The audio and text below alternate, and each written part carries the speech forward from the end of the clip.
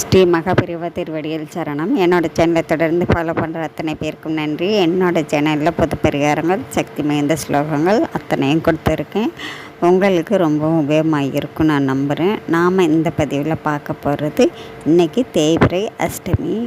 இந்த அஷ்டமி நாளில் நீங்கள் உங்கள் வீட்டுக்கு பக்கத்தில் இருக்கக்கூடிய கால பைரவர், தேய்பிறை அஷ்டமியில் கால பைரவர் தான் வணங்கணும். பைரவருக்கு ரொம்பவும் சிறப்பு வாய்ந்த இந்த நாளில் நீங்கள் கருப்பு துணியை எடுத்துக்கோங்க. அதில் 27 மிளகு எடுத்து நீங்கள் அதை மூட்டையாக கட்டணுங்க.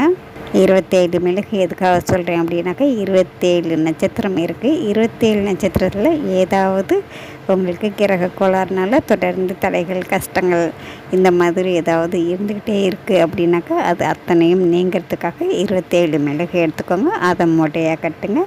அதை எடுத்துக்கிட்டு நல்ல எண்ணெய் வாங்கிக்கோங்க. புதுசாக அகல் ஒன்று வாங்கிக்கோங்க. உங்கள் வீட்டுக்கு பக்கத்தில் இருக்கக்கூடிய பைரவர் ஆலயத்துக்கு போய் நீங்கள் அந்த அகலில் அந்த முடிச்சை வச்சு நல்லெண்ணெயை விட்டு அதை நீங்கள் எரிய விடுங்க. எரிய விடும்போது உங்களுக்கு இருக்கக்கூடிய அத்தனை பிரச்சனைகளும் கண்டிப்பாக தீர்ந்து விடுங்க.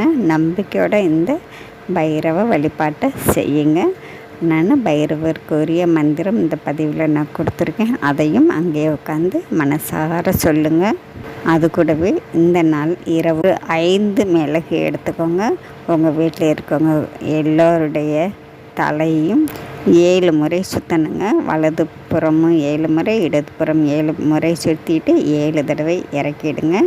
யார் சுற்றுறீங்களோ அவங்க தனக்கு தானே சுற்றிக்கலாம். சுற்றிட்டு நீங்கள் வீதியில் நாட்சந்தி, 3 சந்தி அப்படின்லாம் சொல்லுவாங்கள்ல, அந்த மாதிரி இடங்களில் கொண்டு போய் வீசி எரிஞ்சிட்டு திரும்பி பார்க்காம கை காலெலாம் கழுவிட்டு தலையில் தண்ணி தெளிச்சுக்கிட்டு நீங்கள் வீட்டுக்கு வந்துடலாங்க. இந்த மாதிரி செய்யும்பொழுது உங்களுக்கு இருக்கக்கூடிய அத்தனை கிரக தோஷங்களும், கண்டங்களும், கஷ்டங்களும் அத்தனையும் விலகிடும். அதனால் இந்த மாதிரி இன்றைக்கி இரவு செஞ்சுடுங்க. உங்கள் வாழ்க்கையில் நீங்கள் அடுத்தடுத்த லெவலுக்கு எந்த தடைகளும் இல்லாமல் கண்டிப்பாக நீங்கள் போவீங்க. பைரவருடைய அனுக்கிரகம் உங்களுக்கு பூரணமாக கிடைக்கும். செஞ்சுத்தான் பாருங்களேன்.